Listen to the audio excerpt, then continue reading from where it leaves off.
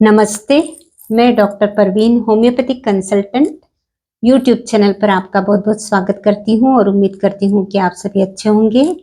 आज हम बात करेंगे ऐसी 5 होम्योपैथिक मेडिसिन के बारे में जो कि रिलेशनशिप में ब्रेकअप हो जाने पर बहुत अधिक हेल्प करती है। ये टॉपिक थोड़ा हटके है लेकिन इम्पोर्टेंट भी है और बहुत कॉमन भी है। अभी जो टीनेजर्स है, एडल्ट्स है, उसमें ऐसे बहुत से मामले हमको दिखाई देते हैं जिसमें कि बहुत सारा डिप्रेशन रहता है, बहुत डिसअपॉइंटमेंट रहता है और ऐसे सिचुएशन में यदि होम्योपैथी हेल्प करे तो बहुत मदद मिलती है ऐसे सिचुएशन से बाहर निकलने की। तो ये टॉपिक बहुत ज़रूरी है, हम बात करेंगे। तो उम्मीद करती हूँ कि आप वीडियो को अंत तक जरूर देखेंगे। चैनल पर यदि नए हैं तो चैनल को भी सब्सक्राइब कर लेंगे। जब भी हमने देखा है कि हम यदि किसी के साथ में इमोशनली अटैच्ड है, इमोशनली हमारा उनके साथ में लगाव है, तो उसमें यदि दरार आती है, उसमें कोई ऐसी बात आती है तो उसका असर सीधा सीधा असर हमारे मन पर पड़ता है, माइंड पर पड़ता है और फिर उसके बाद में माइंड से उसका असर हमारे शरीर पर आता है।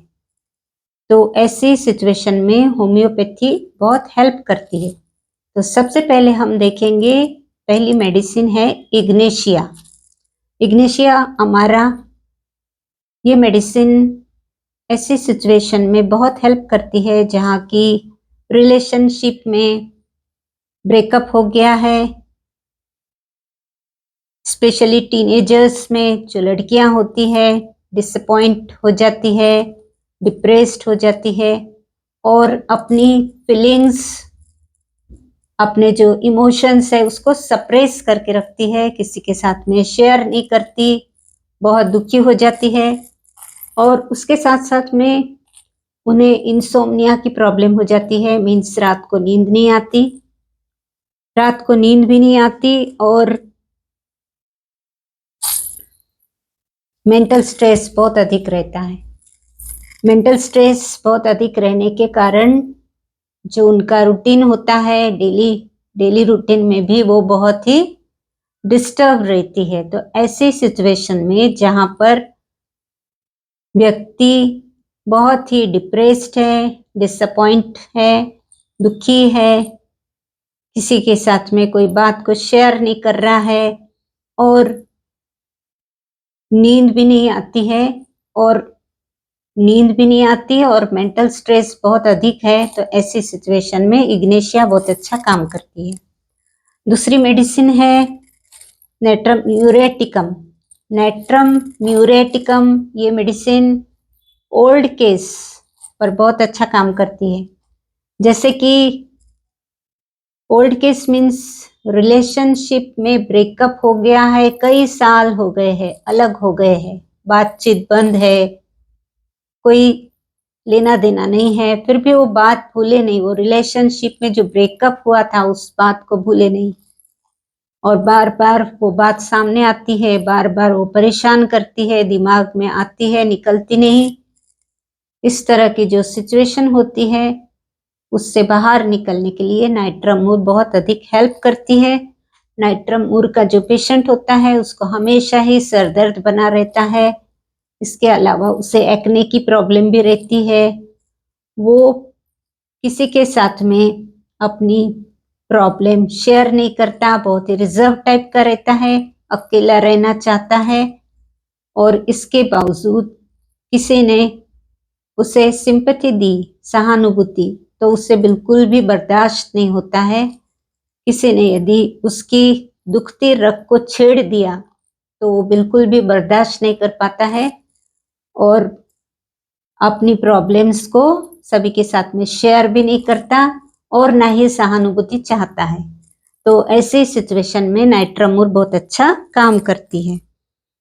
तीसरी मेडिसिन आती है सबसे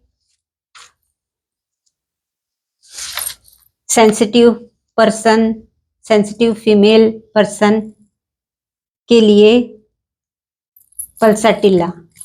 पल्साटिल्ला की जो लेडी होती है बहुत ही पिक्यूलियर मेंटल सिम्टम्स रहते हैं। आप भी जानते हैं कि बहुत जल्दी रोना आ जाता है, जल्दी से रोने लगती है, अपने प्रॉब्लम्स बताते बताते ही रोना आ जाता है और चेंजेबल मूड रहता है। कभी हंसती है, कभी प्रॉब्लम को बहुत लाइटली लेती है तो कभी प्रॉब्लम बहुत बड़ा लगता है। हमेशा ही हर बात में रोकर ही बताती है और रोने के बाद में अच्छा फील होता है। रो देती है किसी के सामने, उसके बाद में उसे बहुत हल्का फील होता है, बहुत अच्छा फील होता है। इसका मतलब वो सिंपैथी चाहती है, किसी से भी सामने वाले से उसे सिंपैथी चाहिए। उसे बहुत अच्छा लगता है किसी ने उसे सहानुभूति की, अच्छी दो बातें की तो बहुत अच्छा फील होता है। तो इस तरह की ये पल्साटिल्ला की पेशेंट बहुत ही सेंसिटिव रहती है, बहुत डेलिकेट नेचर रहता है। तो बिल्कुल पहचानना बहुत ही सरल हो जाता है कि हाँ ये पल्साटिल्ला की पेशेंट है, पल्साटिल्ला की वुमन है। इसके अलावा चौथी मेडिसिन पर हम बात करेंगे तो चौथी मेडिसिन आती है स्टेफिसेग्रिया। स्टेफिसेग्रिया ये मेडिसिन तब दी जाती है जबकि व्यक्ति को, पर्सन को ऐसा लगता है कि उसका अब्यूज हुआ है, फिजिकली हो या फिर मेंटली हो, उसका अब्यूज हुआ है और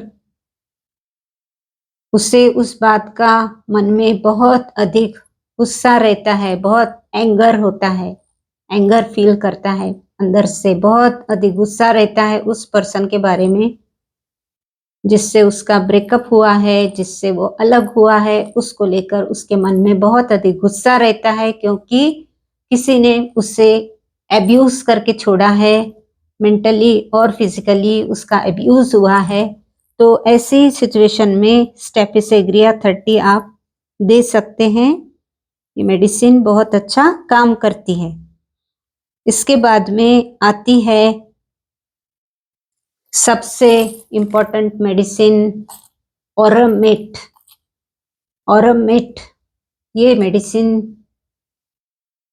तब दी जाती है जब पर्सन को सुसाइडल थॉट्स आते हैं, जब वो बिल्कुल अकेला महसूस करता है, जब किसी के साथ में ब्रेकअप होता है, रिलेशन बिगड़ जाते हैं तो इतना अकेलापन महसूस करता है, उसे ऐसा लगता है कि अब लाइफ में कुछ नहीं बचा है और एकदम से निगेटिव थॉट्स में उसको सुसाइड करने की इच्छा होती है, सुसाइडल थॉट्स आने लगते हैं और ऐसा लगता है कि सामने वाले ने उसे चीट किया है।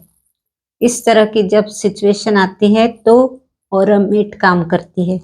तो देखिए होम्योपैथी में कितनी अच्छी अच्छी मेडिसिन है, कैसे कैसे सिचुएशंस में भी होम्योपैथी दी जाती है। बस पता रहना चाहिए कि व्यक्ति परेशान है और व्यक्ति की परेशानी का क्या कारण है और वो कैसा फील कर रहा है, उसके सिम्टम्स क्या है, तो मेडिसिन देने में बहुत ही आसानी हो जाती है। तो इस तरह से ये सारी मेडिसिन्स की जानकारी थी। मुझे ऐसा लगा कि ये जानकारी भी देना ज़रूरी है। उम्मीद करती हूँ आप वीडियो को लाइक करेंगे और वीडियो को अधिक से अधिक शेयर भी करेंगे। ऐसी सिचुएशन कहीं देखने में आती है तो आप सजेस्ट भी कर सकते हैं कि होम्योपैथी से बहुत आराम मिलता है। तो मिलते हैं फिर अगले वीडियो के साथ में, तब तक के लिए आप ध्यान रखिए, खुश रहिए। धन्यवाद।